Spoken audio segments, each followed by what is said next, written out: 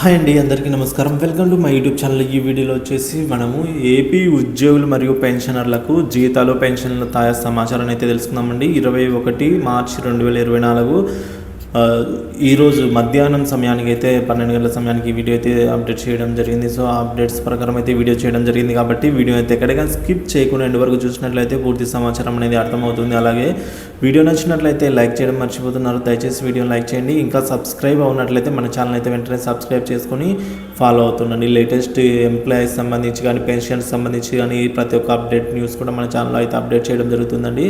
ఇక ఆలస్యం చేయకుండా మనం వివరాలకు అయితే వెళ్ళిపోదాం. మార్చి నెల జీతాలు పెన్షన్ బిల్లు అయితే అప్లోడ్ అవుతున్నాయండి. మనం చూసుకోవచ్చు రెగ్యులర్ పేరోల్ అనేవి అయితే అప్లోడ్ అవుతూనే ఉన్నాయి. సో కాబట్టి బిల్లులు అయితే అప్లోడ్ ప్రాసెస్ అయితే జరుగుతోంది. కానీ పే స్లిప్స్ అయితే ఆలస్యం అవుతుందండి.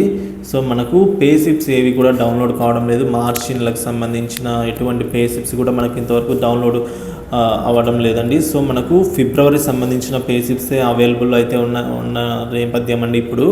సో కాబట్టి మార్చి నెలకు సంబంధించిన పే స్లిప్స్ అయితే డౌన్లోడ్ కావడం లేదు. కొద్దిగా అయితే ఆలస్యం అయితే అయిందని చెప్పుకోవచ్చు. ఇక మరొక ఇంపార్టెంట్ న్యూస్ చూసుకున్నట్లయితే మార్చి 31 ఈ నెల 31వ తేదీ ఆదివారం అండి. ఆదివారం అయినప్పటికీ కూడా బ్యాంకులకు సెలవును రద్దు చేసింది ఆర్బీఐ.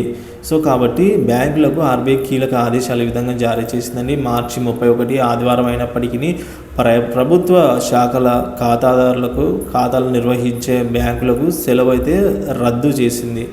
సో ఈ విధంగా ఆదివారం అయినా కూడా పని చేయాలని అయితే పెట్టింది. ఎందుకంటే ఆర్థిక సంవత్సరం అనేది ఏప్రిల్ 1 నుంచి ప్రారంభమవుతుంది కాబట్టి ఎకనామికల్గా ఇక ఈ విధంగా రద్దు చేసిందండి. దేశంలోని అన్ని ఏజెన్సీ బ్యాంకులు బ్రాంచ్లు తెరిచి అయితే ఉంచాలని అయితే స్పష్టం చేసింది. 2023-24 ఆర్థిక సంవత్సరంలోని ప్రభుత్వ ఆర్థిక వ్యవహారాలను పూర్తి చేసేందుకైతే రిజర్వ్ బ్యాంక్ ఆఫ్ ఇండియా ఈ నిర్ణయం అయితే తీసుకుంది. ఎందుకంటే అదే లాస్ట్ రోజు కాబట్టి, పైగా ఆదివారం పడడంతో సో ఎటువంటి కార్యకలాపాలు అయితే ఉన్నాయో 2023-24 సంబంధించిన ఆర్థిక సంవత్సరంలోని ప్రభుత్వ ఆర్థిక వ్యవహారాలను అయితే పూర్తి చేసేందుకు రిజర్వ్ బ్యాంక్ ఆఫ్ ఇండియా ఈ నిర్ణయమే తీసుకోవడం జరిగిందండి. సో ఇదైతే ఒక తాజా అప్డేట్ న్యూస్గా అయితే మనం చెప్పుకోవచ్చు. ఇక అలాగే డిఆర్ విషయానికి వచ్చినట్లయితే 3 వాయిదాలకు చెల్లింపులు అయితే జరగాలి. కానీ వారైతే ఉత్తర్వులు జారీ చేసినప్పటికీ కూడా సైట్లో అయితే ఎటువంటి అప్డేట్స్ లేవండి. సో డిఆర్ అరియర్స్కి సంబంధించిన ఎటువంటి అప్డేట్స్ కూడా సిఎఫ్ఎంఎస్ సైట్లో అయితే పొందుపరచడం జరగలేదు ఇంకా ఇంతవరకు కూడా. సో ఇస్తామని అయితే ఉత్తర్వులు జారీ చేయడం అయితే జరిగింది.